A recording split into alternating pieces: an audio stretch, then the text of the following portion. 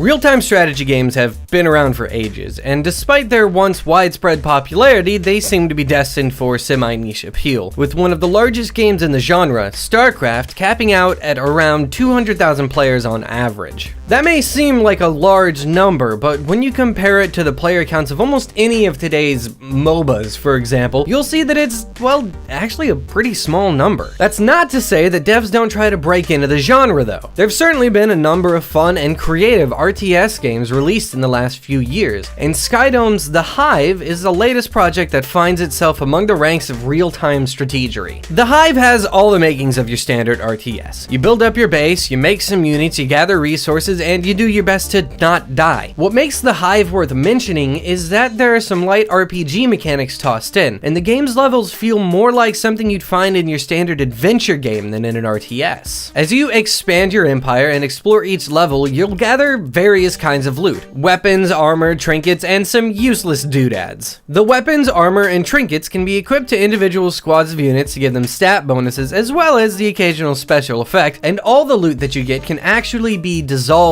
to gain DNA, a resource that lets you research new units and upgrades. Each of the levels that you play is equal parts real-time strategy and adventure game. While you're building up your units and resources, you're also sending parties out into the map to find objects, solve puzzles, and complete missions your advisor gives you in order to move the story forward. The game flows well overall, and though levels are long, they're plenty enjoyable, and the process of discovering the lore of your own once great species is pretty thrilling. Unfortunately, like most games, The Hive finds itself with its own fair share of hangups. There are a few problems that I feel could have easily been fixed had the game been given more time in the oven. The biggest problem I found is that there's no way to actually save your game in the middle of a mission. If something comes up and you need to leave your computer, you'd best be fine with leaving the game running, because otherwise you'll have to start whatever level you're on from the beginning. Considering that a single level can take anywhere between half an hour to an hour, this is a bit of a problem. And this is a minor complaint by comparison, but there really aren't many keyboard shortcuts. When you have a worker unit selected, you can press B to open the build menu, and it's kind of finicky and doesn't always work, but then you actually have to click on the thing that you want to build. For RTS games, it's fairly standard practice to be able to navigate construction menus with your keyboard in order to play faster and smoother. It's not a massive problem that there are only a few hotkeys, considering this doesn't have any multiplayer, so you're not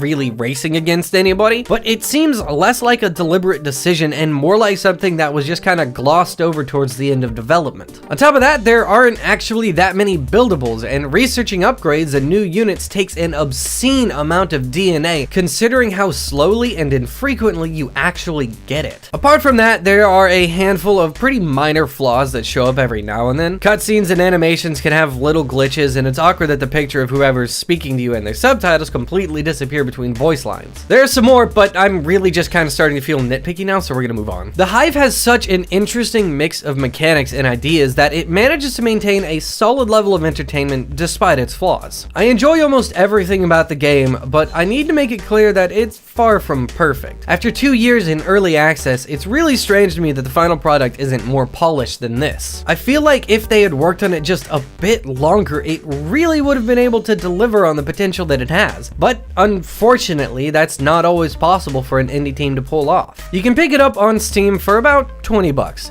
If you got an RTS itch to scratch, then keep an eye on this one for a sale. Thanks for joining me for this episode of Indie Bytes. I hope you enjoyed. If you did, please remember to leave a like and subscribe for more stuff like this. Be sure to check out the other content that we put out on this channel, and remember to drop me a line here on Twitter or through email with any game recommendations that you've got. You can find all that stuff down in the description below. I'll see you next time.